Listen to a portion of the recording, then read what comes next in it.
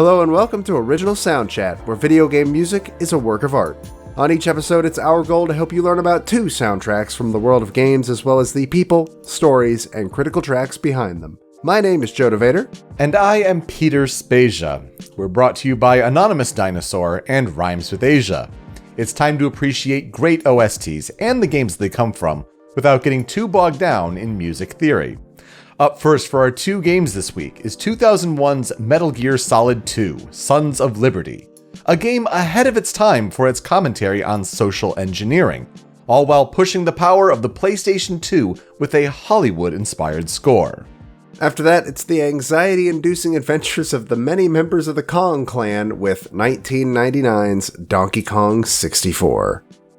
Should be a fun episode this week. 2 games that really mean a lot to us, respectively, and so I hope that passion shows through. And it's always good to get your feedback on these episodes and the show that we're pulling together. I wanted to highlight one from @Matis_Cosa with a 0 instead of an O on Twitter. He said, quote, "I had a presentation on video game music in my survey of American music class and was tempted to cite the podcast, but couldn't because of source restrictions. I did mention the podcast at the end as a reason I'm familiar with soundtracks to games I haven't played." And man, it's feedback like that that just really means a whole lot to us. So honestly, thank you for that. It's things like that that really help us keep the show going. And we love talking about games that we love, but more importantly, their soundtracks, and that game music is so important. That's a new one to me, honestly. Having somebody say, yeah, I was going to mention it on a school assignment. Like, that's super cool. That's never happened to me before. So, thank you. Really do appreciate that feedback. It's always good to hear things like that. So, let's talk about 2 great games this week. I'm going to start with my game. We're going to talk about Metal Gear Solid 2: Sons of Liberty. Metal Gear Solid 2, one of the all-time classics, one of my favorite soundtracks of all time. If I had to put the Metal Gear games in a certain order, I think 5, The Phantom Pain, still sticks the freshest in my mind as far as just the pure, perfect gameplay. But the story for that one is just garbage, let's be fair. Yeah, there's nothing there. It's sad. Metal Gear Solid 5 has this weird sort of spot in my brain of like, I like that game and I simultaneously am highly disappointed by that game. Yeah. I've never felt anything like that for a game in my life. And it's tied up with the Kojima scuffle and not able to complete the game, and that's a whole thing. But Metal Gear Solid 2, not only my favorite soundtrack of the whole franchise, but my favorite story, my favorite narrative of this series, just because of how complex and messed up it gets, and I love it so much. It's not the best narrative and story in the series, though. That, of course, is 3. Let's be real. But 2, I have a lot of sentiment and good feeling for. So Metal Gear Solid 2: Sons of Liberty was released on PlayStation 2 in North America on November 13th, 2001. Released in Japan about 2 weeks later, on the 29th of November. Europe would have to wait until the next year, though, in March 8th, 2002. Then came an expanded version, Metal Gear Solid 2: Substance. There isn't too much that's different. I mean, if you're going to pick one of the 2 versions, yeah, pick Substance. Metal Gear Solid 2: Substance is the one when it gets bundled in big sort of collections for Metal Gear. They include that one. It has silly things like a Tony Hawk Pro Skater inspired sort of mini game. That's where the sort of punk ska-ish version of the Metal Gear Solid main theme, that's where that comes from. But I guess apparently it's like the PAL version of Metal Gear Solid 2 kind of brought over to American audiences. So Metal Gear Solid 2: Substance arrived in North America on November 4th, 2002 on Xbox. So almost a year after the original Sons of Liberty on PS2, almost a year later, Substance on Xbox. I didn't even realize that game came out on Xbox. That's right, it did. But yeah, not many people must have played it there, but maybe you did, listener at home, so go figure. It took until March 3rd, 2003 for that updated version to arrive on PS2, and then it came to PC on March 27th, 2003. You may know the HD edition that released on last generation of consoles for us listening now, but that was on November 8th, 2011, which was almost 10 years since its original release on PS2, but November 8th, 2011 on PS3 and Xbox 360 for Metal Gear Solid 2 HD edition, and then June 12th, 2012 on PlayStation Vita. So what is Metal Gear Solid 2? If you've never heard of the series or the game before, like the famous game before it, Metal Gear Solid on the original PlayStation, Metal Gear Solid 2 carries the tagline of tactical espionage action. So it is a third-person action game where the primary goal is to use stealth, to avoid being seen by enemies, all while your playable character is equipped with a variety of tools, whether it be sort of decoys or weapons or other things at your disposal. This was the first time in the series with Metal Gear Solid 2 that a first-person view was an option with a toggleable button there. So certainly helped if when you're trying to pinpoint, like if you're trying to go for a headshot to maybe if you have a tranq gun, say, and you want to get the headshot so that the enemy stays knocked out longer. That was possible starting with this game.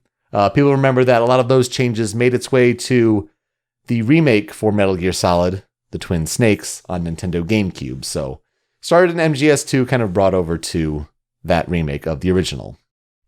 Metal Gear Solid 2 was originally advertised with Solid Snake as the protagonist, famously so, because everyone loved Metal Gear Solid. So bring Solid Snake back with the sequel.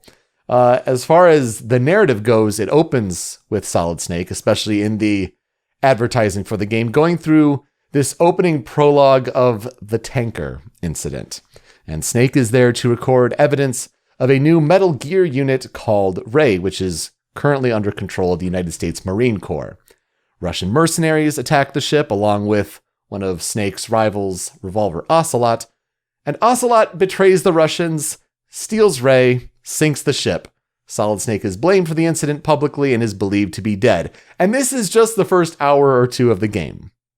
But this is what everyone believed that the main crux of the game was, until in the narrative, it's a time of 2 years later, where a character named Raiden is an agent of the remade Foxhound unit led by Colonel Roy Campbell. And Raiden is tasked with infiltrating the Big Shell oil complex to rescue hostages from the terrorist group Sons of Liberty.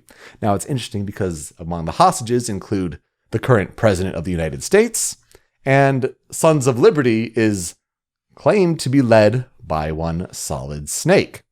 Sons of Liberty is also backed up by the rogue anti-terror unit known as Dead Cell, and Dead Cell is threatening to destroy this oil complex, Big Shell.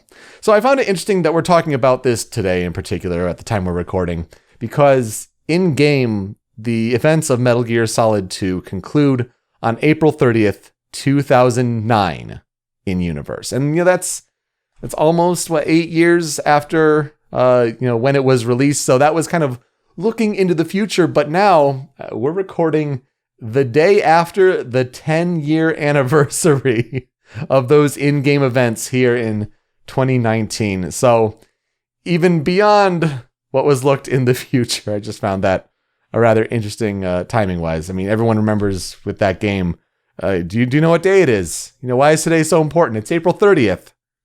It's kind of a notable deal there. That's actually really cool. I didn't. So we take notes on the same document. This is a bit by inside baseball for anybody listening. We take notes on the same document, but I don't think we tend to read each other's notes just to keep the surprise there. Yeah. So yeah, that's really cool. Actually, it just neat happened to work out that way. But this protagonist switch from Snake to Raiden it's got to be up there as one of the most famous as far as deceptive video game marketing promotions and practices. It threw everyone off guard. It made everyone think much lesser of Raiden, and that was the point. And here we'll cover at the top, not to go into too heavy of spoilers for a game from 2001, but especially when we get into 5 critical tracks, it'll be necessary. Just keep that in mind. Kind of the statute of limitations is up on games like this, but it's been almost 20 years, guys. Yeah, but for the whole point for people not to like Raiden, that's the idea. Snake is this ideal, and you're now playing as this rookie, kind of going through his own mission. It's very interesting. There is a documentary that was kind of made at Metal Gear Solid 2's conclusion, and it was included on different Metal Gear Solid. I think might have been on 4 it was released, or maybe it was on 2 at the time. But it's this documentary about the making of Metal Gear Solid 2, and it's just fascinating, especially for the time in 2001 that they're making this documentary, and it's young Hideo Kojima in 2001, which is just super interesting. You can certainly find it on YouTube if you look up Metal Gear Solid 2 documentary, but it certainly helped with the research for this episode.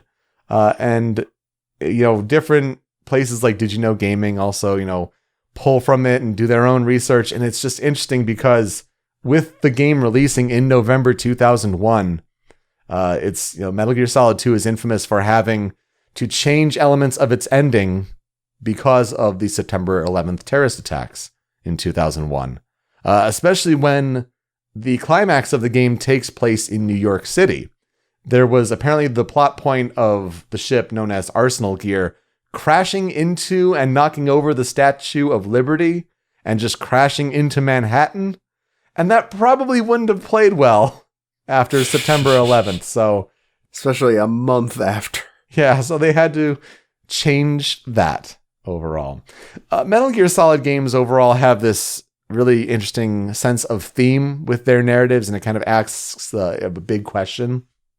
So for Metal Gear Solid, the main narrative question that's asked is, what do we pass on to future generations through our genes? And that's played up with Solid and Liquid Snake, and how do their genes define them, right? Well, Metal Gear Solid 2 kind of goes beyond that and asks, what do we pass on to future generations outside of our genes? And this is where it starts going into memes and stories, and how do things get passed on through these ideas. And this is where Metal Gear Solid 2 is really ahead of its time.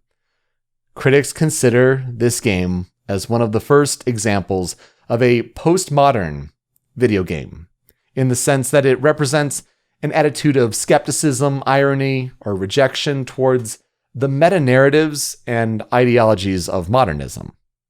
This story overall explores the themes of memetics, social engineering, political conspiracies, censorship, artificial intelligence, existentialism. It goes hard into these things, and it gets pretty trippy and messes with your mind, certainly. But, so many things that we take, as sort of the default, as the norm here in the 2010s, Metal Gear Solid 2 is ahead of its time for talking about concepts such as social media and news feeds and post-truth politics, fake news, alternative facts, echo chambers. I mean, things like this, when you get towards the end of that game and it's like, what is real and how do people gain their information? I mean, it's remarkable to look back on. And that's a game from 2001. So this has a Metacritic score of 96, apparently. So it's up there with the classics. And it was just a technical milestone for the time, showing how games can be shown cinematically and presented on a PlayStation 2. Absolutely what Metal Gear Solid did for the PlayStation 1. And absolutely, Metal Gear Solid 2 is one of the games that is cited as an inspiration for other games based on its generation. But these, inspirations don't just apply to games.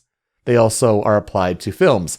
I found it interesting in the research where, I guess it was What Culture, the website, YouTube channel there, pointed out similarities to the Marvel Cinematic Universe film Captain America: The Winter Soldier from 2014. They said it includes, quote, a similar opening tanker mission, shady cyborg-like antagonist, an organization covertly attempting to shape the world's future, as well as a close-quarters combat fight scene similar to later Metal Gear Solid games. Of course, that'd be referring to 3. But yeah, as someone who loves that movie from the Marvel Cinematic Universe, the cinematic universe that just wrapped up with Avengers Endgame, I like Winter Soldier is one of my favorite films out of all the 22. And it's like, yeah, that's they're not wrong on that and how similar it is. I would not be surprised to find out from somebody. That was the Russos, right? Did they do Winter Soldier? Yes, they did. Yep. I would not be surprised to find out that they were fans of MGS2 in some way, at least. Mm-hmm. I mean, yeah, especially that opening tanker thing. Like it's almost spot on there. You could probably play the music alongside it, and that music composed by Harry Gregson-Williams. Harry Gregson-Williams was born on December 13th, 1961, in Chichester, West Sussex, England. He is a composer, he's a conductor, and he's a music producer today. Harry Gregson-Williams, according to Wikipedia, says associated instruments are piano and percussion, but he is really well known for the composing, the conducting, things like that. But his music education really started early.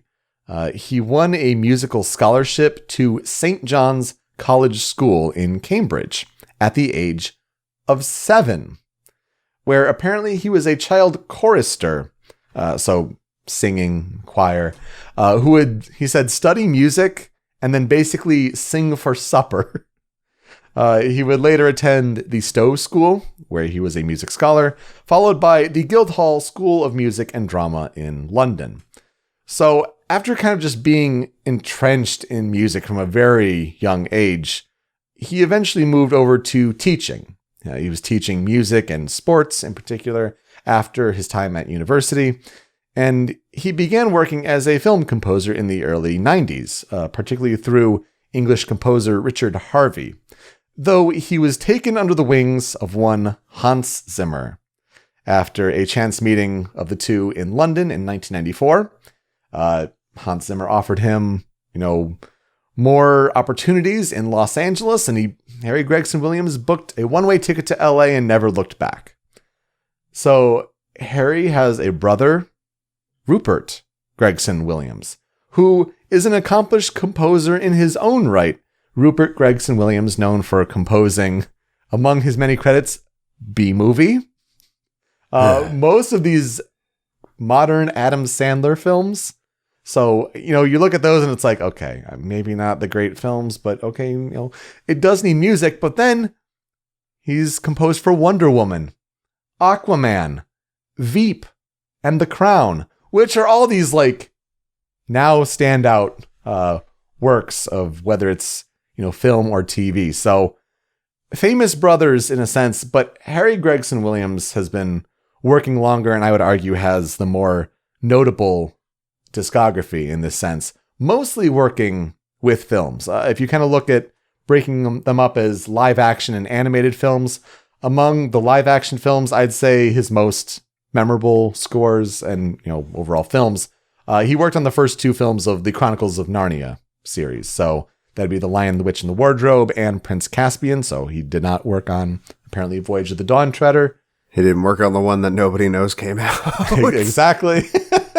So it kind of shows there. But he composed for Michael Bay's The Rock, Enemy of the State, Kingdom of Heaven, X-Men Origins Wolverine, Prince of Persia, The Sands of Time, The Town, Cowboys and Aliens, Prometheus, The Equalizer and The Equalizer 2, The Martian, recently The Meg, and he is composing for Disney's live-action Mulan in 2020. Sorry, I don't have a lot of hope for that film, but hey, Harry Gregson-Williams gonna do good on it. I know that's at least one good thing I know now.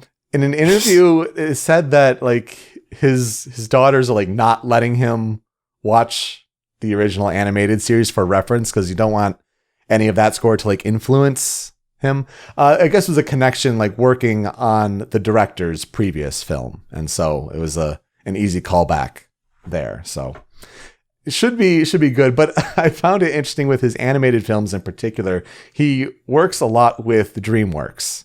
And what's the big DreamWorks animated property of all time? Harry Gregson-Williams is like the composer for the Shrek franchise. Memes just run in this family's bloodlines, I guess, because his brother did B-movie and he did Shrek. Really? it just works out. It's not jazz, but and it's not even, all the different Smash Mouth songs, whatever, to come in there. But the score, for all these notable Shrek installments, but also for Ants, for Chicken Run, the Tigger movie, Team America World Police, Sinbad, Legend of the Seven Seas, and Flushed Away, which that was a movie I forgot existed. Same. As far as games, though, Harry Gregson-Williams is mostly known for contributing to the Metal Gear Solid series, starting with 2, helping work on 3 and 4, as well as 5 Ground Zeroes, though he was a music producer for The Phantom Pain and not a composer. He also contributed main themes and menu music for Call of Duty 4 Modern Warfare, as well as Call of Duty Advanced Warfare.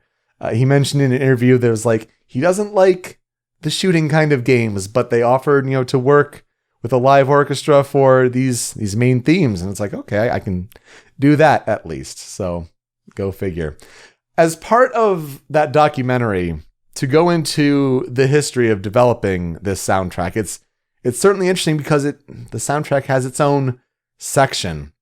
Because after Metal Gear Solid's success, a larger budget was afforded to Kojima's team, as well as, the new technology of the PlayStation 2 allowed for Kojima, who's this huge movie buff, to aim for this goal of a Hollywood-like score to Metal Gear Solid 2. And so Kojima and sound director Kazuki Muraoka went to see a film called The Replacement Killers, and they found the music of this film to be perfect for what they wanted from Metal Gear Solid 2, with its energy, with its use of synthesizers, and of course, it turns out that Harry Gregson-Williams was responsible for the score of The Replacement Killers. So Gregson-Williams at the time was based out of Santa Monica at the studio known as Media Venture, and Hans Zimmer was one of the co-founders. It's this big group of composers that work out of there, and it's now known as Remote Control Productions. So Gregson-Williams is based in the United States at this point. Kojima and Muraoka in Japan, obviously. They wrote to Gregson-Williams and included a mix CD of Gregson-Williams' work. And they pulled tracks from his different films, and they just wanted to kind of give the sense of what they wanted their game to sound like, and they wanted to offer Harry Gregson-Williams the job of working on this game. And Gregson-Williams says in the documentary that, he's never done a video game before, but flattery will get you everywhere. Because apparently the research that Kojima and Muraoka did for this mix CD was pulling songs that had never been released, movies that Gregson-Williams wasn't necessarily credited for. Like, they did their due diligence and really impressed Harry Gregson-Williams with the kind of work that they did. So he said yes, and it's a different approach for him, he said, because he's used to writing towards the finished pictures of film. And we've seen it before, right towards the finished project, and you see what the director's looking for in that sense. Well, especially in 2001, especially with the language barrier, this was not necessarily the case. So it was a challenge for Harry Gregson-Williams, but one that he wanted to tackle because he knew that his music would accompany game visuals, but he only had descriptions of scenarios for Snake, or he said, or one of the characters. So interesting to kind of note that with Raiden. Who could it be? But Kojima and team basically noted these different scenarios in a paragraph. And of course had to be translated and whatnot. But Kojima's basically just use your imagination with what we give to you. So Gregson-Williams' work ended up being fit in these different categories of action, sneaky, ambient, and heroic. And as we've talked about on past episodes, he says at any moment, of course, the player can do something unpredictable. You can be in stealth, but then, suddenly you can move and then get caught. So the music has to be able to change dynamically, of course. So during most of the gameplay, a lot of the music isn't really melodically based, but it just kind of holds this tension with light drums and atmospheres. And ultimately, Harry Gregson-Williams says he was amazed by the work of, as he said, someone at Konami to kind of thread all of the music that he wrote into the visuals to just perfectly match. Now, a lot of credit for Metal Gear Solid 2's score has to go to Norihiko Hibino.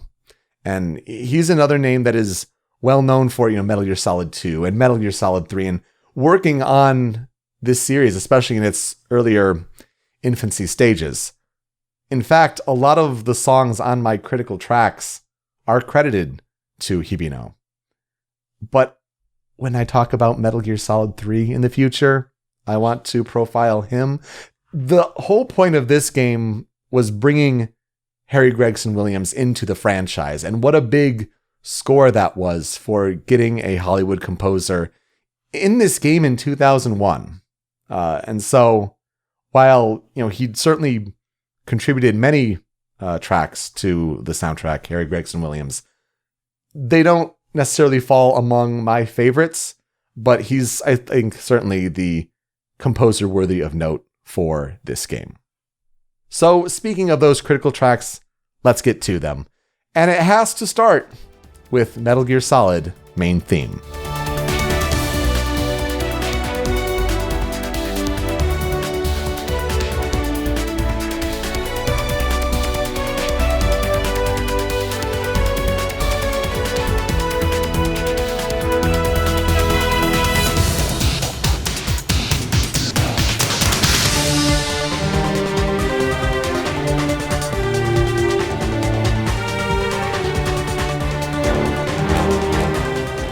Naturally, just a classic song. This is the rearrangement and reorchestration of Tapi Iwase's classic theme from the original Metal Gear Solid. Unfortunately, this theme now has been kind of tainted by history over allegations of plagiarism from the 1974 piece Winter Road from the Russian composer Georgy Sviridov. It was to the point where during development for Metal Gear Solid 4, Russian journalists show Kojima and his team like the song, and it's close. I mean, but it's not definitive one way or the other, but like it is eerily close to the point where Kojima had never heard this before, and Konami, wisely so, just said, you know what, we're not going to use this theme, this motif going forward, starting with Metal Gear Solid 4 onward. And if you're wondering, listener, why this theme is not in Smash, despite Snake being in 2 of the Smash games, this is why. And it was at one point. It was. I believe we found data in Brawl that said it was supposed to be, and then I guess it probably got removed around the same time as it got removed from MGS4, if I had to guess. Yeah, it was right around the same time. I mean, Super Smash Bros. Brawl had the Metal Gear Solid 4 love theme in it, so it's kind of right around that same time. But yeah, there is data to suggest that this song was supposed to be in Super Smash Bros. Brawl. But it doesn't take away from the fact that this is such a great song. It's just legendary. It's a classic. The orchestration mixed with the drum machine, with the synths. This does take place as the opening credits for the game, and deservedly so. It's just a great take on a legendary theme, but just one that has a bit of a historical taint to it. Which is a real shame, because I think I'd speak for a lot of people when I'd say this is among one of the most notable just themes in games. Yeah, and absolutely. They can't use it anymore. Yeah, it is unfortunate, but it has to be mentioned certainly for this soundtrack. Just like I think this next song, we're talking about Yell Dead Cell.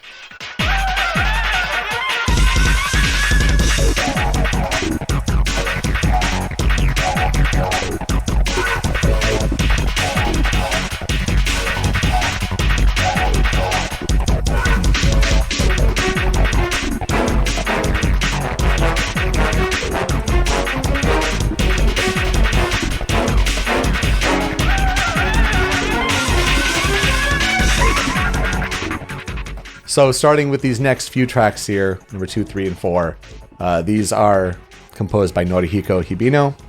So take that for what it's worth. Yell Dead Cell, it's really memorable as the boss battle music for the game, especially in the Big Shell section of the game with Raiden. And yeah, we're getting serious with the action here. I mean, that wail at the beginning, kicking into that beat, it's pretty darn intense. And there's a track on the soundtrack, especially it's called Battle on the Big Shell. Yell Dead Cell certainly takes a lot of those motifs from it and just cranks it up for these boss battles. I found when I was playing this game, this song was particularly memorable when you were battling against Fat Man, who's skating around with like a bomb strapped to him, like on the top of Big Shell there. I certainly kind of pair the song and that battle in particular together. But this is one that was included from this game in the Super Smash Bros. Brawl soundtrack. So, and that's the first place I ever heard it. Oh, okay. There you go. I had not played any of the Metal Gear games before Smash. I played Metal Gear because Snake was in Smash. Okay. Interesting. Yeah, so like this is a very memorable song, whether it was from Smash or otherwise, but I think it had to be on here. It's a great tune that gets your blood pumping. The third critical track, I'm going to go with Twilight Sniping.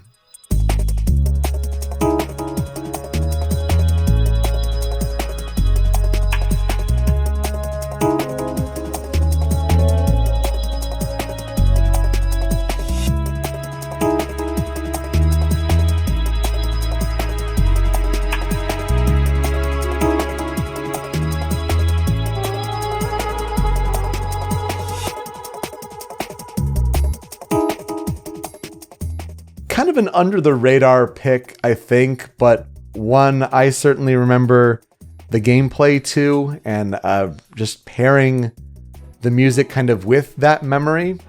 It's just this classic drum and bass sort of riff with these wailing muted horns that are just like, that sound is basically iconic to this soundtrack. Like I've never heard that kind of sound, the wah, wah, wah, wah, wah, wah, wah. I've never heard that in any other soundtrack but Metal Gear Solid 2, and it just works. There's also this kind of sparkling effect in the song, and it kind of emulates like a sun glint, a lens flare, if you will. I think it's really, really cool because you have this character of Emma Emmerich, who's crawling across this bridge, and you're basically trying to snipe landmines ahead of her so that they go off, they don't hurt her, so she can cross safely because she can't swim and, can't have anything bad happen to her. So she sure can't swim. Absolutely. But I think it's a memorable moment of gameplay. It's a simple moment, but the music kind of accentuates the tension of that moment. Number 4, we're going to go with the final boss theme of the game. It's Father and Son.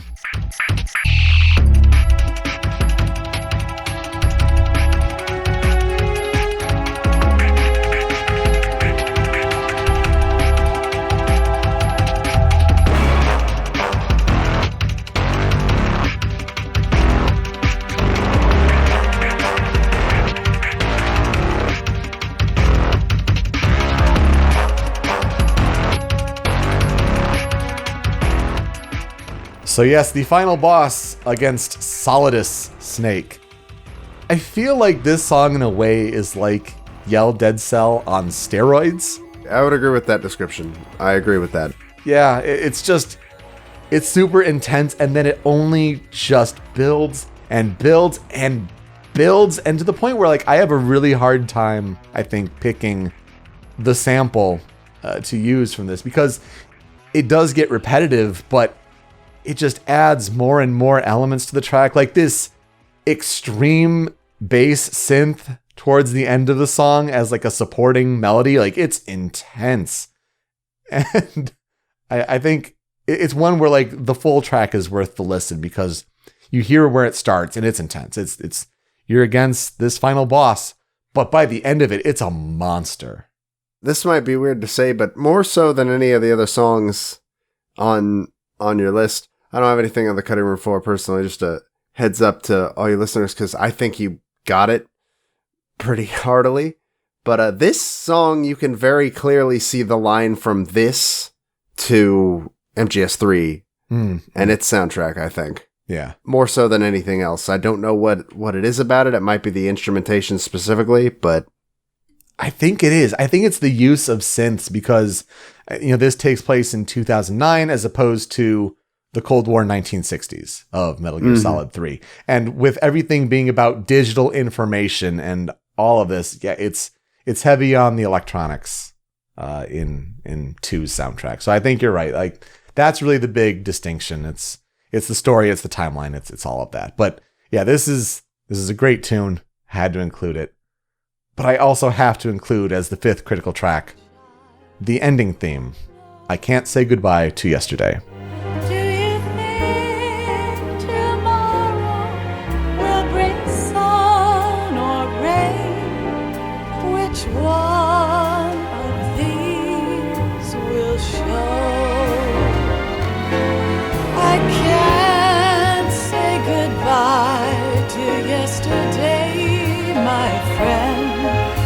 I keep holding on till the end. Music and lyrics for this song come from Rika Muranaka, who is responsible for Metal Gear Solid 1's ending theme, The Best Is Yet to Come. It's actually performed by Carlo White. And I think this is the best credits theme in the entire Metal Gear Solid franchise. Fight me. I would agree. There you go. I think The Best Is Yet to Come is very hard to beat, but I think overall I like this song better. Mm-hmm. And Way to Fall is also nice, and it hits you right in that emotional core at the end of MGS3. Here's to You in MGS4. I kind of find Here's to You kind of boring, personally. It's really repetitive. It's powerful, but it's the same thing over and over again. This one, though, I think with the jazz, with that slow jazz, the piano at the beginning, the sax solo, it gets everything I want in just a gut punch of an ending. It's wistful and hopeful in a slight sense, like just the overall way the game ends. And oh my God, the post-credit scene in this game is just incredible. But this one just, I'm sure some people may disagree with thinking that this one is the best, because there could be nostalgia tied to 1 or the emotional impact of 3, but I just like this one the best. So had to be here. Tracks that are on the cutting room floor. I have to go with Fortune.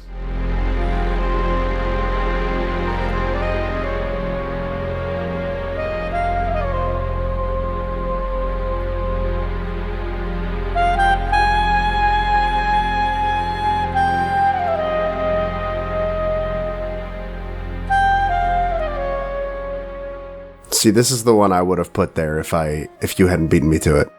It's incredible. I mean, that oboe, man. It's so remarkable. And this is the theme for the character of Fortune, also known as Lady Luck, also known as Queen in Dead Cell. Real name in universe of Helena Dolph Jackson. And she uses this railgun in combat, just has all these bullets avoid her, almost like with the electromagnetic field. Really memorable character, but also found it interesting that her father, Scott Dolph, who is the commandant of the Marine Corps in the prologue of the tanker incident, Scott Dolph, I found out, is the name of Kojima's personal translator at the time. So it was a way of kind of memorializing, I know that's a bad way of saying it, but, kind of, giving credit in a way to the translator who worked so hard, especially credited in the documentary, but to kind of give him the name credit there as a character in the game, in universe. But this piece is just remarkable with its oboe and how it builds from there and then goes out with the oboe. It's so good. I also have to throw in Memories of Hal.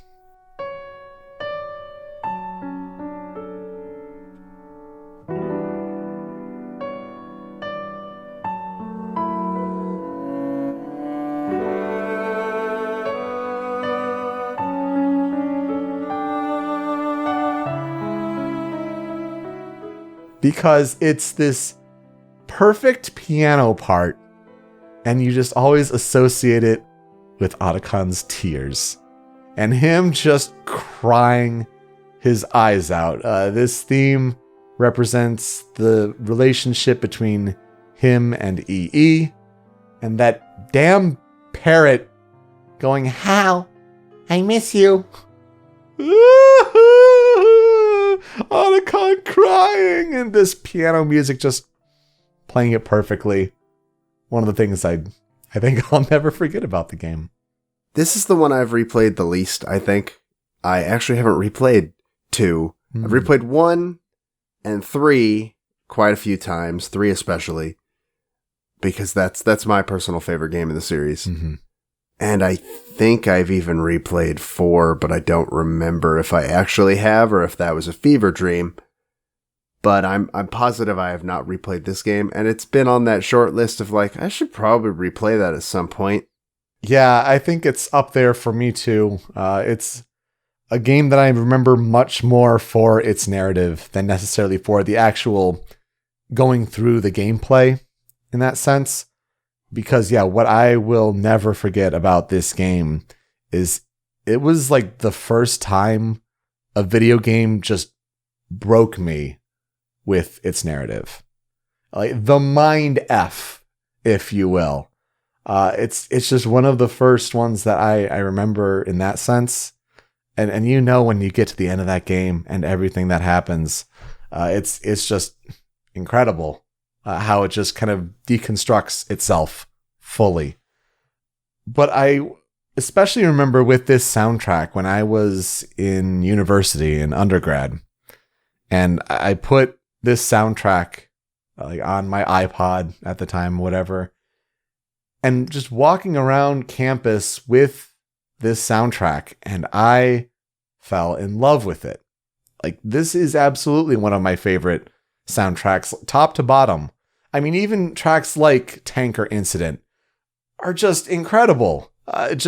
Even though they kind of just play towards the scene and the events of that prologue really well, you walk around with this music in your ears and you feel like this should be the score to the best version of my life.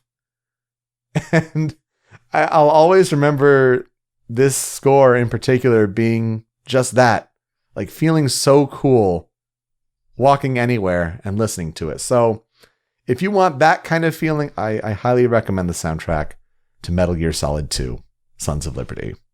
It is only vaguely related, but I want to mention one small little anecdote having to do with Metal Gear Solid. I'm pretty sure that is actually the first game that I ever watched you personally stream. Oh, damn. I think, because you sat down and played the whole first disc of Twin Snakes. Yeah, Twin Snakes, yes, yeah. And I remember watching that.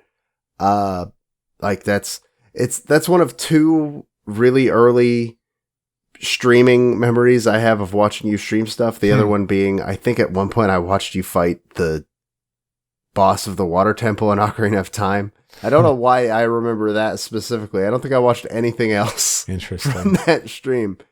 But that was actually my first experience with Metal Gear at all outside of Snake being in Smash. And that, funny to think that led to not only me playing Metal Gear myself, Twin Snakes would go on to become the version that I played. I think I bought I have a physical copy of Twin Snakes. Yep. Which is super, like, I don't think I could find, I got so lucky finding that in a thrift shop. It's among the rarer games I own, absolutely. I bought it because I had watched you play the game, and I wouldn't actually get around to playing it for years until I would go on to work at camp, and I'd meet my current roommate, and he'd let me borrow MGS 2 and 3 and 4, and I'd play those. But it's weird to think that not only does that connect to there, but it also connects to us doing this show right now. Like, there's a very clear line, and Metal Gear is one of the many games that paints that line, and I think that's really cool. That's really interesting, because I do remember that Twin Snakes stream. Absolutely. So thank you, Hideo Kojima, and thank you, Harry Gregson-Williams and Norihiko Hibino, for just a fantastic soundtrack. To transition to the next game, we like to highlight a fan cover from the soundtrack, whether it's on YouTube or on OC Remix. And that's where this song comes from OC Remix. This is a track back in like 2001 when Metal Gear Solid 2 came out. And it shows with the music production for the remix at the time, but I think it's important to highlight still. This comes from Jared Hudson on OC Remix, and he mashed up the main theme of Metal Gear Solid, as represented in Metal Gear Solid 2, with the musical stylings of another PlayStation 2 game from 2001, Devil May Cry, and he called it Metal Gear May Cry. Hope you enjoy, and we'll be right back.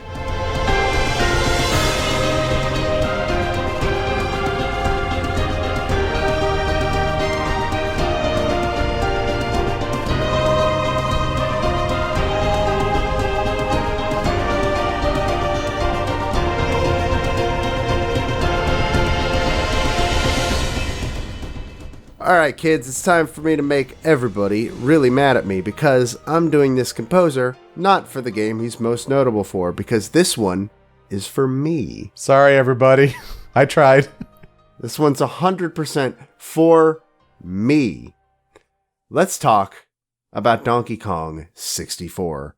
My first game ever. Oh my gosh. I opened a present one Christmas morning as, I had to have been like 99. How old would I have been then? 3, 4, 5, 6, 7, 8, 9. I would have been 7 years old, 8 years old, somewhere around there. Wow. Opened a present, and inside of it was a green special edition Nintendo 64 that came packaged with an expansion pack and Donkey Kong 64. That's a good bundle. And I still remember to this day, my father plugged it in that night, and he thought that the opening cinematic, which we will talk about soon, he thought it was some sort of glitch. I have this really, really vivid memory of it starting, him going, "What?" And then like turning off the 64, taking the cartridge out, blowing on it, putting it back in, and like after 3 or 4 times, I think he finally got the idea that like, oh no, this is supposed to happen. This isn't a bug. I don't know why he thought it was a bug, but he sure did. This isn't Pac-Man. Like, it was, I have such vivid memories of that. That's the memory I have of playing that game for the first time, is my dad thinking the opening video was wrong. That's incredible. I have memories of being unable to beat one of the bosses and having to take it over to my uncle, who also played a lot of DK64, and he beat it for me. This is my first video game. This game basically is responsible for who I am today, for better or for worse. So let's talk about it. Let's talk about it in a way that kind of requires us to have a brief history lesson. Back in the age-old days of 1994, there was this small studio called Rare, who had performed some witchcraft on a SNES to make it able to show 3D models in a way that wasn't just, untextured, awful Star Fox. They actually were able to make 3D models and then, like, do something to them in such a way that the SNES could then display them. And Nintendo noticed this, and they were so impressed that they bought a 25% share in the company, which would, by the end of their time there, be up to a 50% share almost. And Rare became a second-party developer for Nintendo. And as a show of faith, Nintendo gave them a list of their IPs and said, pick one. And as history shows, Rare picked Donkey Kong, and so the original Donkey Kong Country trilogy was born. Even with all their successes on the SNES, with games like Killer Instinct, and the Donkey Kong Country trilogy, obviously, their golden age was the Nintendo 64, by far. Rare was the king during the 64 era. It started with GoldenEye 007, which was their first big major success on the console, and then Diddy Kong Racing, which became their first self-published game, followed by Banjo-Kazooie, which is, I know, the game I should be talking about, but shut up, again, it's for me.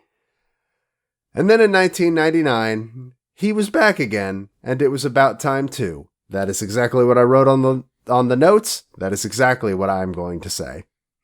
The last major Donkey Kong release had been 3 years prior in 1996 with Donkey Kong Country 3 Dixie's Double Trouble. But development of Donkey Kong 64 actually started immediately after that game was done, because Donkey Kong 64 was originally supposed to be yet another ill-fated project for the N64DD, which was a disk drive that could be attached to the N64 that would allow it to do all sorts of cool stuff. And if you're wondering, well, I'd never heard of that. Yeah, it's because it didn't work out. Many games were famously meant for this little attachment that ended up having to be either canceled or transitioned over to the base console because it was a failure. It didn't come out, it got delayed, and then it got canceled, and it just wasn't a good time in the N64's lifespan. Rest in peace, Mother. Yeah, Mother 64 was one of the casualties. As was, I think, a Mario Paint sequel. There's all sorts of stuff. The N64DD history is fascinating. We're not going to get into it today, but it's cool. If you're interested in cutting room floor stuff, go look that up. It's a fun read. Am I wrong in remembering that Animal Crossing was planned for it, but then it got moved to GameCube, but it was originally planned for DD? No, Animal Crossing came out for the 64 in Japan. Okay. But then it got ported to the GameCube, and that's the version we got. Gotcha. Okay. So the game was built on the same engine as Banjo-Kazooie, which was in development alongside of it. It was built by a team of 16 people, though 8 people would also come over from the Banjo team when that game was done to help finish the end stages of its development. So for the most part, 16 people made Donkey Kong 64, which is super cool. After that, I learned that the original concept was more supposed to be a linear platformer. From what I was reading and what I gathered, more in the lines of like what Crash Bandicoot would end up becoming.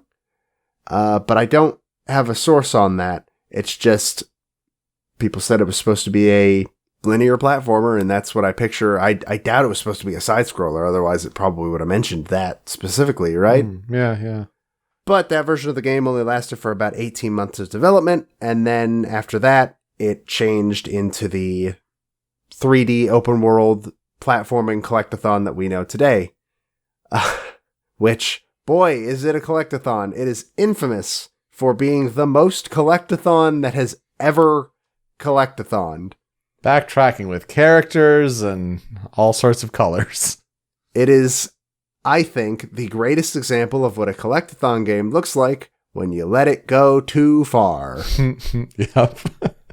The game was released for the Nintendo 64 in North America in November of 1999, with releases in Europe and Japan the following month. It was bundled, again, with a translucent green N64, which, again, I had, and a yellow cartridge.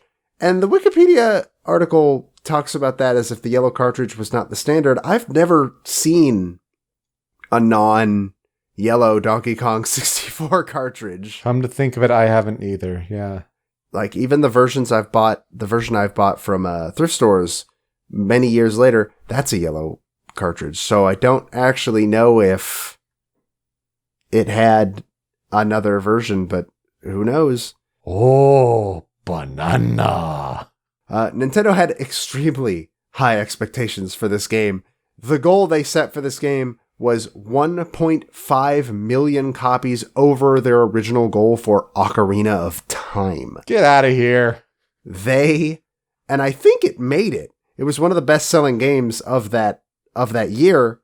That's insane that they had that high of hopes for that. But like, again, Rareware, they could do no wrong back in the late 90s. They were the people.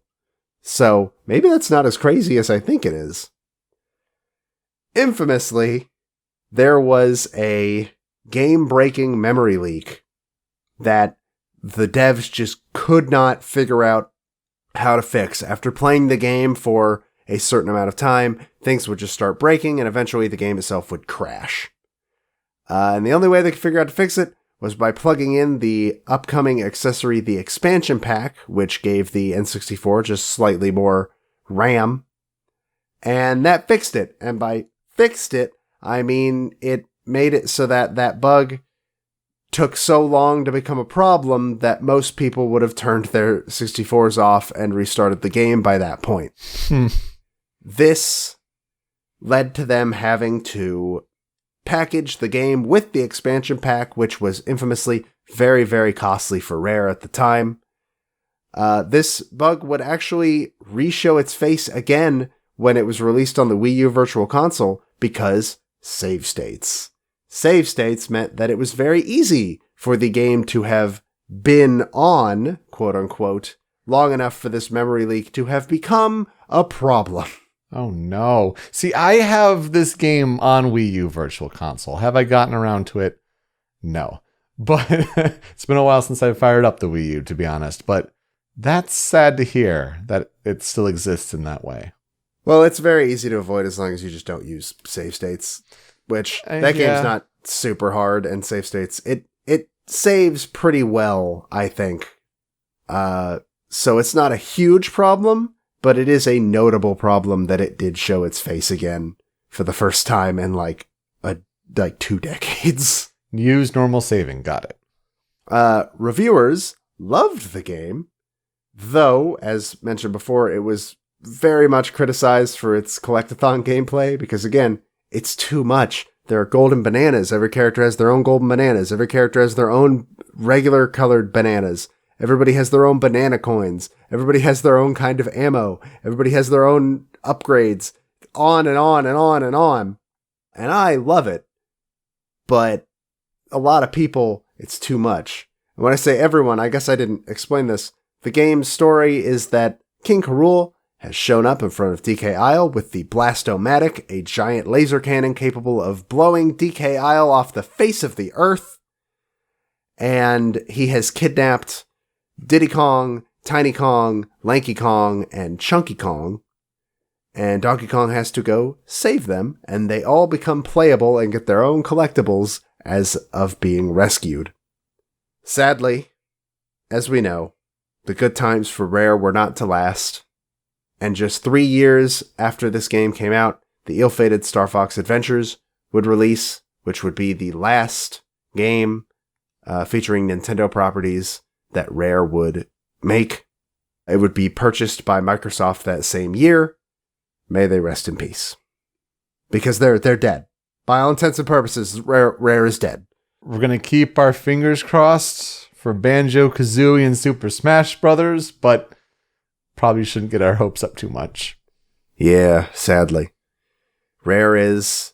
That's why I wanted to do that history lesson, because it is very possible that there are people listening to this that are too young to remember that at one point, Rare were the people. Yeah, absolutely. Like, they were the biggest name in video games, basically, especially if you owned an N64. And when Rare got purchased by Microsoft, I was actually reading an interview with the composer, which I'll get to in a second. he mentioned a bunch of sad things about how there was already infighting, and it already felt like the studio was on its way out, and then Microsoft bought it, and they kind of just compounded the problem to the point where Rare is effectively dead. They just released Sea of Thieves, I think last year. Was that last year? Yeah. But, like, that's the first original game they have made in years. That's not like a Connect gimmick game. Yeah, because they did, like, Connect Sports and things like that. And it's just sad. Rareware is one of the saddest falls from grace that video games have yet seen. I don't think we're going to top it for a long time.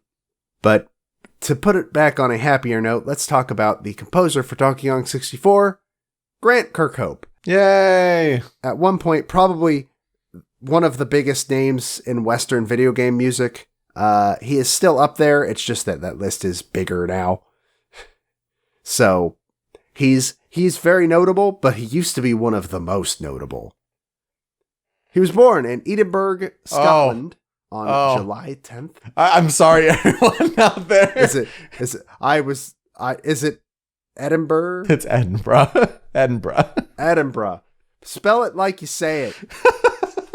To quote Karen Kilgariff from My Favorite Murder, spell it like you say it. Born in Edinburgh, Scotland on July 10th, 1962. He says that in the UK, when you turn 14, you have to pick your subjects in school. And while he loved music, originally he was just planning on following his father's footsteps in becoming a carpenter.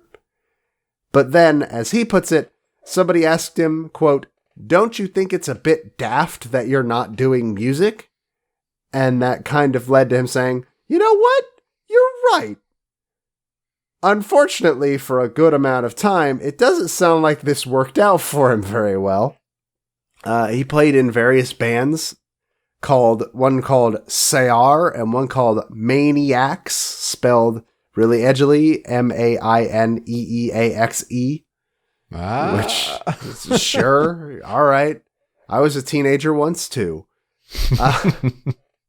He played in those bands as a guitarist, and he claims that he spent around 11 years of his life playing in bands, never getting a job, and living with his mother until he was 33 years old. At that point, he found himself playing in cover bands for a living. So, yeah, it didn't work out great for him at the start. But it was through these bands that he met Robin Beanland, who is also another notable old school Rare composer. One day, while talking with Beanland, he announced that he was planning on using music samples that he had put together on his computer to get a job. And Grant was like, "All right, buddy, good luck with that." And then later on, Beanland was like, "Hey, I got a job at this video game studio called Rare, making music for them." And Kirkhope had never heard of it. And apparently, as Kirkhope puts it, he was basically moping around thinking his life was never going to go anywhere. This was just going to be his life. He was going to play in awful cover bands and live with his mom, and then he was going to die. And Beanland said, "Hey man, you really should get a job." Kirkhope responded with, "What? I don't even know what I would do." And Beanland, according to Grant, said, "Why don't you just do what I do?" So Beanland set him up with the necessary equipment, and within a year, Kirkhope had sent 5 cassette tapes of music to Rare without hearing a word. And apparently one day he got a letter saying, "Hey, we want you to come in for an interview." He did that interview with David Wise himself, another notable composer from the Donkey Kong Country soundtrack. And voila, he had a job. He was making music at Rare. The first game that he did himself was, of course, Banjo-Kazooie, at which point he basically became a household name. Mm-hmm. I mean, it's a legendary soundtrack. And he would continue working for Rare until 2008, when he would leave the company to become audio director at the THQ studio Big Huge Games, which I'm not familiar with, and I assume is probably... I mean, I don't need to assume it's gone. THQ is gone. But I would assume before THQ went away, big, huge games probably went away. And a few years later, he left that position as well, if I had to guess, probably because the studio was no longer around, and left that position to become freelance. Two things that I liked from one of the interviews that I read to get the information for this. He believes that a game composer could write a film score just as well as any of the big film composers currently working in the field, and says that the only reason he hasn't done it himself yet is simply because nobody's asked him to do it yet. So hear that, Harry Gregson-Williams? Grant Kirkhope could do a lot of film scores too, but budding film directors, Grant Kirkhope sounds like he's ready to go. Mm-hmm. He also believes that video game music could potentially be the classical music of the future, and that it's a field that is only on its way up, which I agree. Yeah, book it. His discography includes playing guitar and trumpet on the soundtrack for Killer Instinct 2, as well as the guitar for Star Fox Adventures. He contributed to the soundtracks of GoldenEye 007 and Perfect Dark. He famously did the entire Banjo-Kazooie, well, not the entire Banjo-Kazooie franchise, because there's that GBA game that everybody forgets about. But he did Banjo-Kazooie, Banjo-Tooie, and Banjo-Kazooie Nuts and Bolts. He did the music for Grab by the Ghoulies, Viva Pinata 1 and 2, Castle of Illusion starring Mickey Mouse, Yaiba Ninja Gaiden Z. Oh, that's a game, man. Ghostbusters, which I was not aware that was him. I've played that game. I don't recommend it. Ukulele. He famously worked on that soundtrack as part of the big Kickstarter. And his most recent solo work at least, is Mario and Rabbids Kingdom Battle, which, for some of its DLC that came out last year, would provide him an ability to return to Donkey Kong music for the first time in almost 20 years. I couldn't find a lot on the actual development of the soundtrack itself, but I did find their goal. I don't know if it was Grant's goal or Rare's goal, but their goal was to bring the soundtrack more in line with Banjo-Kazooie, because, again, Banjo-Kazooie was a smash hit. And so Kirkhope was put on the project pretty much immediately. One cool piece of trivia that's not really related to the music, but is related to the sound design, is that the voice of Donkey Kong is in fact Grant Kirkhope himself. Yeah, it is. Oh, okay. That's Grant Kirkhope. These voice samples would go on to be used in a few Mario sports games, most notably, the one that I can think of off the top of my head is used in Toadstool Tour, the Mario Golf game. Mm-hmm. But largely, this is the only main game where Donkey Kong has ever had a voice that's not just grunts. Not to mention, especially in Smash, where Sakurai apparently just believes that Donkey Kong sounds like an ape. He's never sounded like that, and it makes me sad every game, but hey, what are you gonna do? Yeah, Grant Kirkhope using his own voice, that checks out with Banjo-Kazooie and all that, and all the different characters with the pitch shifting and thank you and all that good stuff. So yeah, that checks out. Yeah, as far as I know, that's the only one that he voices. I feel like he probably does Chunky Kong too, but I don't have a source on that one. Mm-mm. So let's get to the 5 critical tracks, and let's start with the one everybody remembers. Let's start with the DK rap.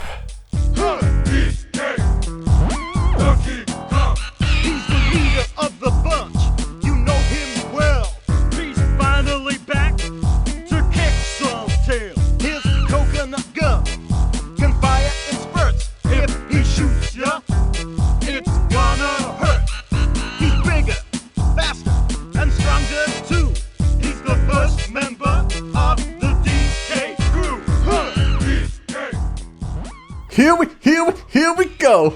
This is the only song anybody remembers. This is the only song anybody talks about. This is the only one that's ever made it into Smash. Why has it gotta be this one? Why has it gotta be this one? Even Grant Kirkhope agrees with me. Why has it gotta just be this one?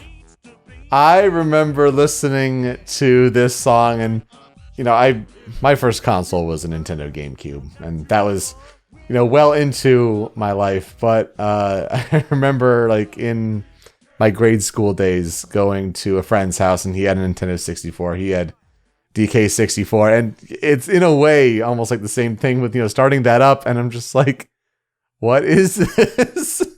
Yeah, it's sure a time. And like even the one hell of a guy was like a big controversial thing at the time. Like, that was notable. That was the first time the word hell was said in a rated E game. Yeah. Which is weird to think about, that of all the places that could come from, it was this. Boy, times have changed. Upon its release, critics were under the impression that this was meant to be a serious attempt at songwriting and rapping. It was not. Grant Kirkhope has said multiple times that this song was written as a joke. He says, quote, "It was meant to be a joke. I just had to wait 20 years for people to like it. It was never meant to be serious." It is performed by George Andreas and Chris Sutherland. Hey kids, you want to know what the 90s were like? They were like that. That's what they were.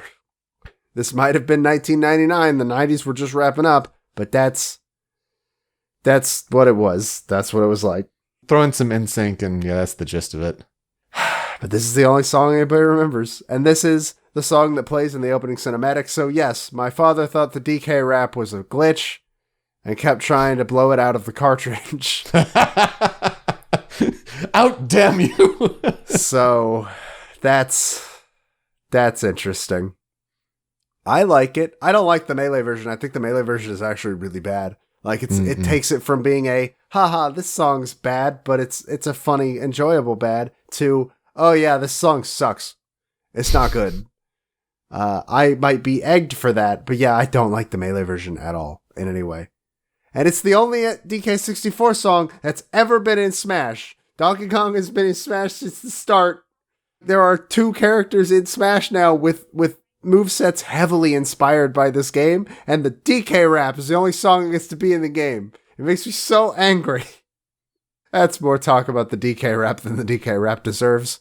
No, it deserves all of it. Let's move to the next track, DK Island.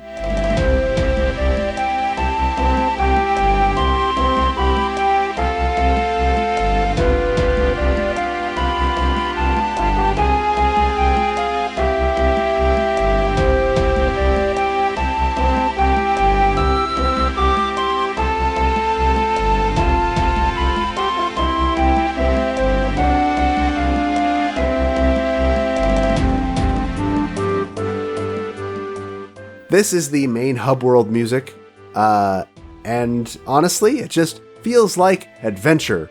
To me, this song has a very close feeling to Wind Waker, I think.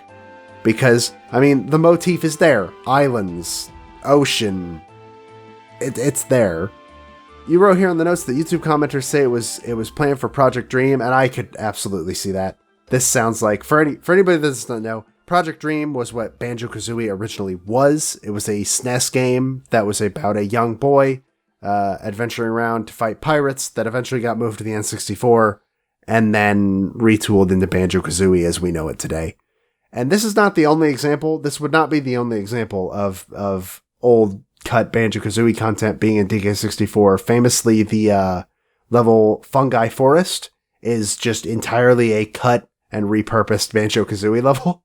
Interesting. So that there is precedent for that. Yeah, I'm not sure how much stock I'm about to put in YouTube commenters, but I just found that interesting. It's like, yeah, I can hear that if that's the case. Absolutely. It would make sense. And again, there's precedent for that. I just like this song because, again, it's adventure.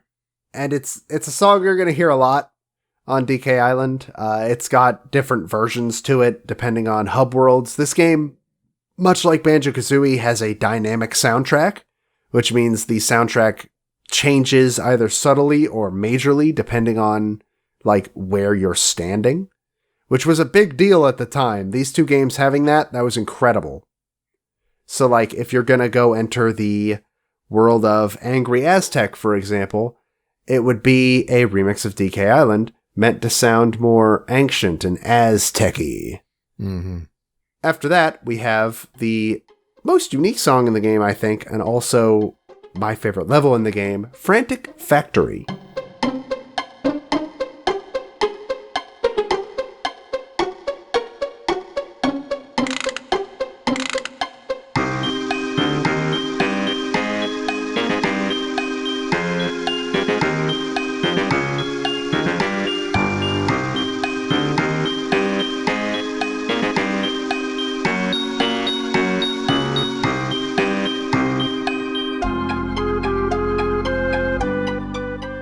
Ooh, those cranks are creepy. Oh, this level is super creepy. It's creepier than the level that has creepy in the name. I love Frantic Factory. It is my favorite level in the game. I think aesthetically it is the strongest level in the game. And this song is a big part of it. It's the music box feeling of it. It's the pizzicatoing strings in that one part. It's the strings in general. Like, this song just feels different from everything else on the soundtrack, and I love it. Yeah, when the melody gets really weighty, I think that's probably the best way to describe it. Like, it really hits each note. Like, you feel it. It's totally different. If you want to make comparisons to Banjo-Kazooie, Monster Mansion, like all that, like it's pretty similar to that, but it feels like even cranked up from that. Like, this is pretty neat. I like all the different instrument options here. It is the backdrop for the song is a creepy abandoned toy factory. So, okay. Boy, it does fit. This was the level I was stuck on for a long time, which probably explains why it's so memorable to me. I could not beat the boss of this level. This is the one that I had to take over to my uncle's house so he could beat it for me. The boss is infamously a giant jack-in-the-box called Mad Jack, who is just terrifying, and as a kid he was really hard. As an adult, he's super easy. But so this level is ingrained in my head for a good reason. Speaking of boss fights, after that we have Dogadon Fight 2.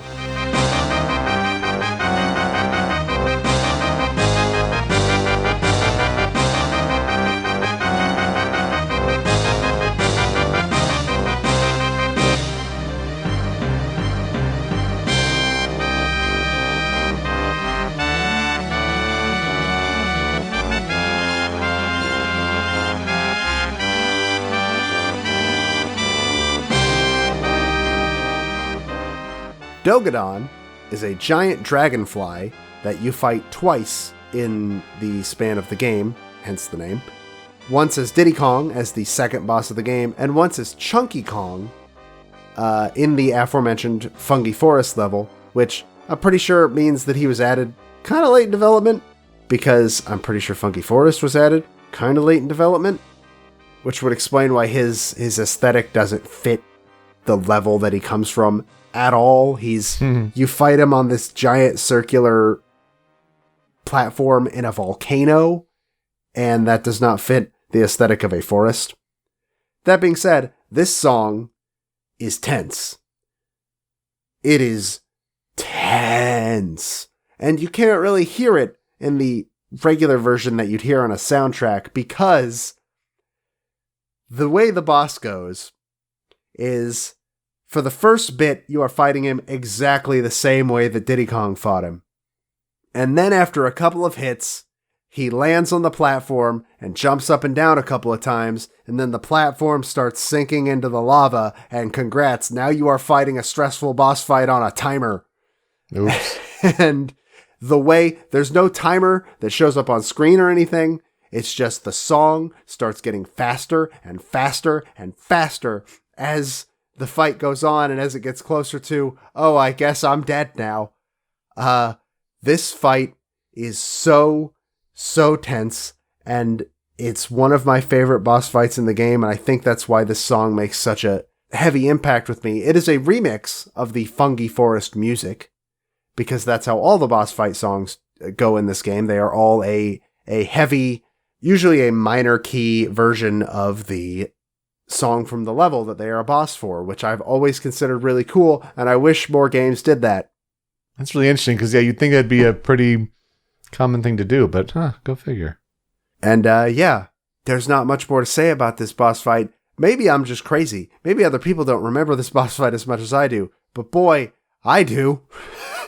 I mean, without much knowledge of the game, like I have or don't have, you could listen to it and easily mistake it for a King K. Rool, boss battle. And last but not least, we have Hideout Helm.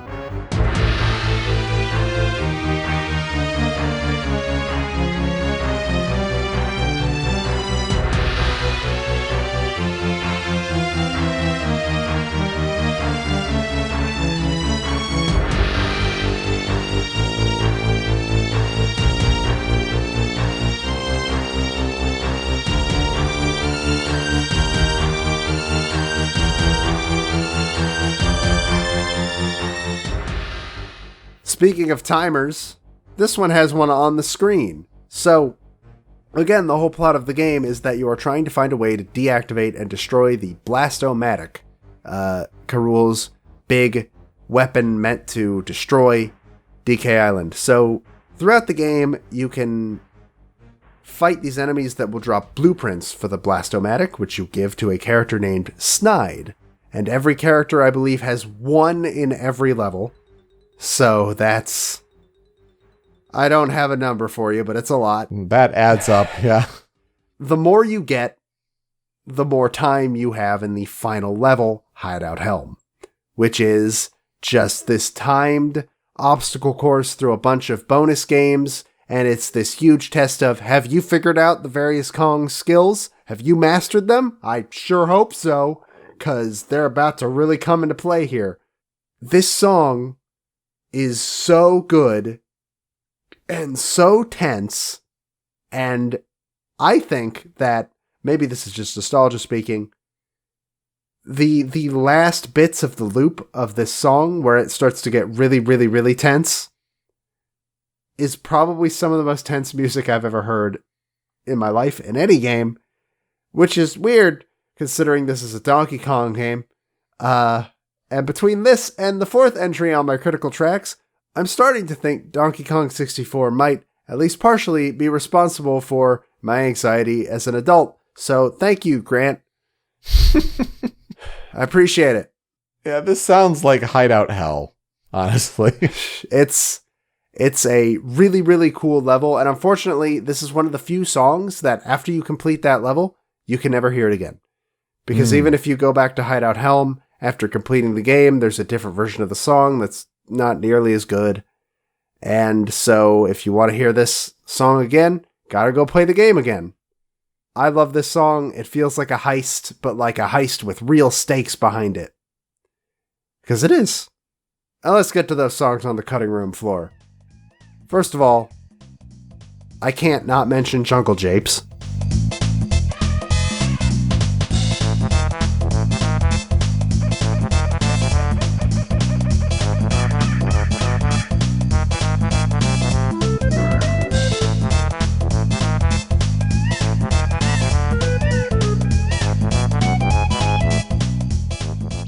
Which, I get that this song is actually called Jungle Hijinks. This is a remix of Jungle Hijinks from Donkey Kong Country 1.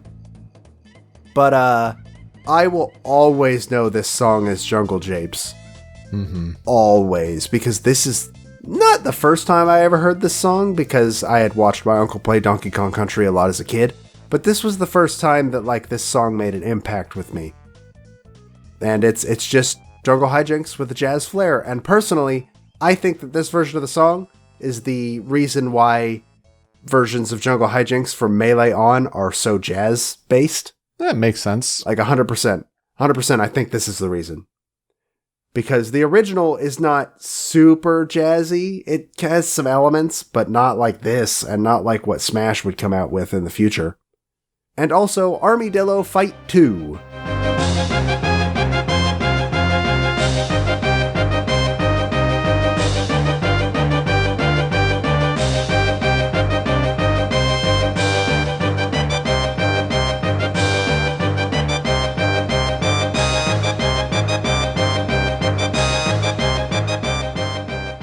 Which is the music for the boss of the level Crystal Caves, and I don't know, I just like this one. I like this one a lot. So what'll I never forget about the game? I mean, this was my first game, ever. This was the first game that I ever played. I wouldn't beat it until I was an adult, because for some reason, I could not, for the life of me, beat the boss in Creepy Castle.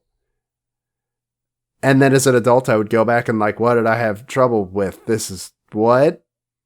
Alright, first try. Whatever, sure. I have a vivid memory of, at one point as a kid, I did finally beat the boss. And then my babysitter was vacuuming her house where the game was, and she unplugged the N64 to do it. And for some reason, the cartridge being in the N64, it wasn't on, mind you. But for some reason, the cartridge being in the N64 meant that all the saves got wiped. What? All of them. I don't know how that happened to this day, but I remember going back the next day and all the save was gone. Oh, that's awful. I'm sorry. I would later in life go on to 100% complete Donkey Kong 64, an experience I would not recommend even to my greatest enemies, and an experience I am in no hurry to ever repeat, despite this game being among my favorite games of all time. Man, kudos to you. That's super, super impressive. So, hey, we've talked about our first video games we played. That's really, really cool. I mean, I had Sonic the Hedgehog 2. Not the first one I owned, mind you. That's eventually for Pokemon Blue. But Donkey Kong 64, that's quite the choice, and I'm glad you got to talk about it today. Yeah, but it's a weird place to start, ain't it? it sure is. But it's good to talk about, these kind of very formative games and soundtracks in particular. And so I think this is a really good week to talk about these excellent games. So that will do it for this week on Original Soundchat. You can find me on Twitter at PeteSpeakEasy. Joe is over at The Dobaga. The video version of this podcast is over on the Rhymes with Asia YouTube channel. But for the MP3 podcast version, that's over on Anonymous Dinosaur, over on anondino.squarespace.com. Of course, get that MP3 podcast version on storefronts like Apple Podcasts, Google Play, places like that. Take us into your car, take us into your earbuds at work, on runs, wherever you'd like to listen to conversations about great game soundtracks. And for the social media for the show, that's over at Soundchat OST. So you can leave feedback for how we're doing, ways you'd like us to improve, even suggestions for games you'd like to have us cover. Let's start a new thing this week going forward, because we plan episodes so far out in advance. I think it's only fair to kind of tease a little bit about who we will be talking about next time on the show. Joe, who are you talking about next week? I'm going to be talking about Hideki Naganuma. And I will be covering Mick Gordon. So, what could those games be? You'll have to find us on social media there to see little teases of the box art and try to piece it all together. All sorts of fun. Joe, let's play us out. So for my play out, it is a remix of the Mad Jack boss theme by YouTuber This Be Tyler. I'm pretty sure I came across it because Grant himself retweeted it. So shout out to Grant for being so cool with, I don't know how we didn't mention this, but Grant is so kind of hip isn't the right word, but kind of in touch with different YouTubers and social media presence. He's fantastic in that way. Oh yeah, he's a great dude. He seems like a really nice guy and a fun dude to hang around. So maybe one day, hey Grant. All right. You traumatized him when he was a kid. Please enjoy this remix of Mad Jack. Thank you for listening to Original Soundchat. We'll see you next time. Take care.